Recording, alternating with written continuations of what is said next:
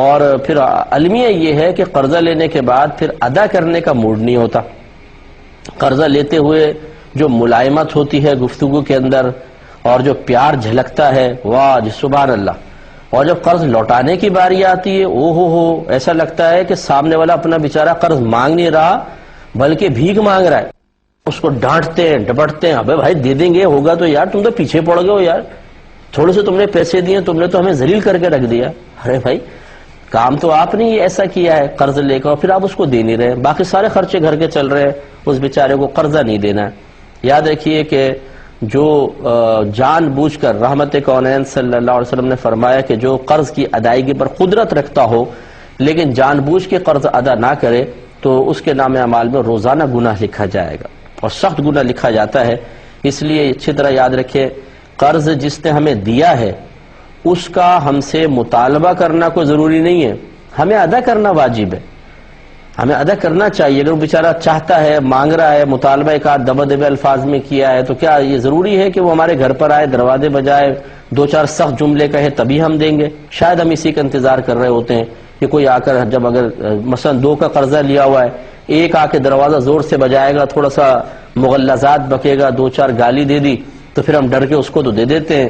جو بیچارے شریف النفس قسم کے ہوتے ہیں، پتہ ہے نہ وہ غریبان پہ ہاتھ ڈالے گا نہ وہ سختی کرنے کی ہمت رکھتا ہے، اس کے سال گزر جاتے ہیں، اس کا پیسہ دینے کے لیے کوئی تیار نہیں. یاد رکھیں باوجود قدرت کے اگر پیسہ نہیں دیں گے، قرضہ نہیں لوٹائیں گے، مسلسل گناہ لکھا جائے گا.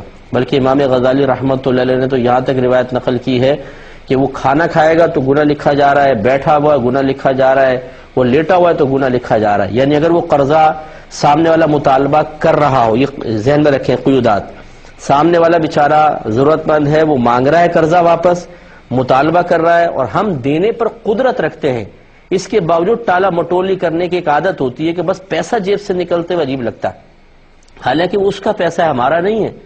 اگر میں نے مثلا کسی کے 20,000 لیے اور میں 20,000 اس کو دے رہا ہوں تو کون سے میری جیب سے جا رہا ہے؟ وہ تو اسی کا پیسہ تھا بیچارے کے، واپس کر رہے ہیں.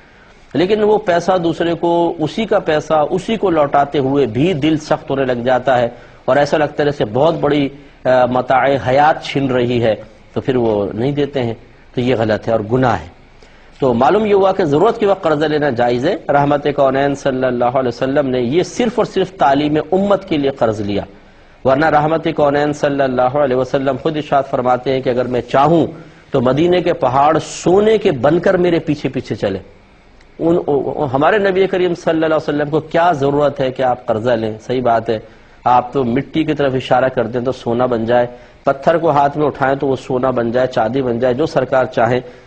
اللہ تعالیٰ نے آپ کو اتنی قدرت سے نوازا تھا، بعطائے الہی، بحکم الہی، باذن الہی سرکار بطریق معجزہ بہت کچھ فرم کر سکتے تھے. لیکن ہمارے سرکار نے ہماری تعلیم کے لیے، اور جو اس امت کے وہ غریب لوگ بیچارے جو مجبوری میں قرضہ لیتے ہیں، ان کے لیے بھی ایک سنت سرکار نے چھوڑ دی کہ اگر سرکار قرض نہ لیتے تو ان کے لیے کوئی سنت نہ ہوتی، ان کے لیے بھی ایک سنت زندہ ہو گئی.